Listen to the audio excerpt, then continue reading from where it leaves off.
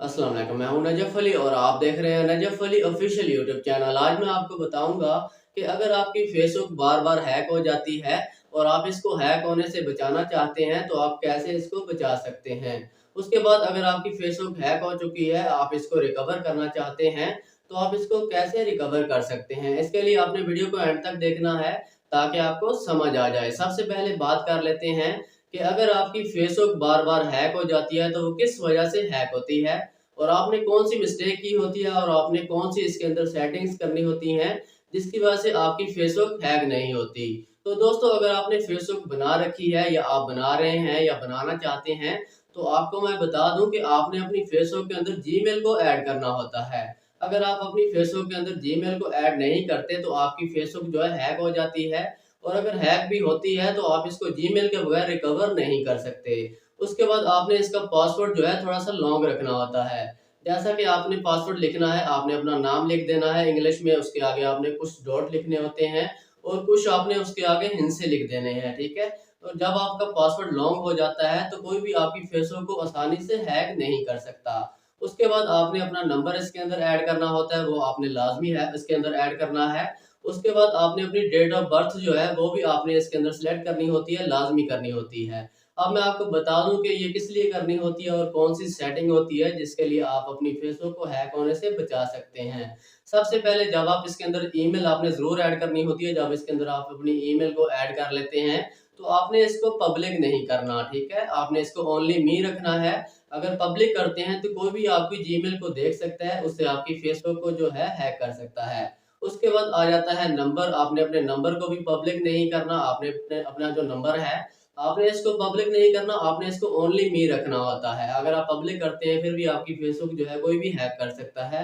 उसके बाद अगला ऑप्शन आ जाता है, आपने अपनी जो डेट ऑफ बर्थ है आपने इसको भी पब्लिक नहीं करना, इसको भी ओनली मी रखना होता है। और पासवर्ड का तो आपको पता चल ही गया होगा कि आपने इसको थोड़ा सा लॉन्ग रखना होता है। अगर आप लॉन्ग पासवर्ड रखते हैं तो आपकी फेसबुक को कोई भी आसानी से हैक नहीं कर सकता। तो दोस्तों, ये 3-4 सेटिंग होती हैं, आपने इनको ओनली मी रखना होता है, पासवर्ड को लॉन्ग रखना होता है। अगर आप ये चीज़ें नहीं करते, आप इनको पब्लिक रखते हैं, क्योंकि ये चीज़ें मेरे साथ हो चुकी हैं। मेरी भी फेसबुक एक दफ़ा इसी वजह से हैक हो चुकी थी और मैंने किसी की वीडियो देखी थी जिसमें मैंने उसमें ये सीखा कि आपने इन चीज़ों को पब्लिक नहीं करना होता। आपको बताने का मकसद ये है कि ताकि आपको पता चल जाए कि आपने अपनी फेसबुक के अंदर ये सेटिंग करनी होती हैं ताकि आपकी जो है जो कोई भी आपकी फेसबुक को हैक ना कर सके। आपने ये सेटिंग देख ली, कर ली, आपको समझ आ गई होगी। उसके बाद मैं आपको बताता हूँ अगला स्टेप। आपने क्या करना होता है, आपने अपनी फेसबुक के अंदर अपनी जीमेल को जब ऐड कर लेते हैं तो आपने उसको रिकवर कैसे करना है। जब आप अपने मोबाइल के अंदर या न्यू मोबाइल के अंदर अपनी फेसबुक को जो है रिकवर कर रहे होते हैं या आप किसी और मोबाइल के अंदर इसको ओपन कर रहे होते हैं तो आपने अपनी जीमेल जो है वहाँ पर, जहाँ पर आप अपनी फेसबुक को जैसा कि आप मोबाइल के अंदर ओपन करते हैं, जहाँ पर आपसे नंबर माँगता है, आपने वहाँ पर अपनी जो है जीमेल ऐड करनी है, ठीक है।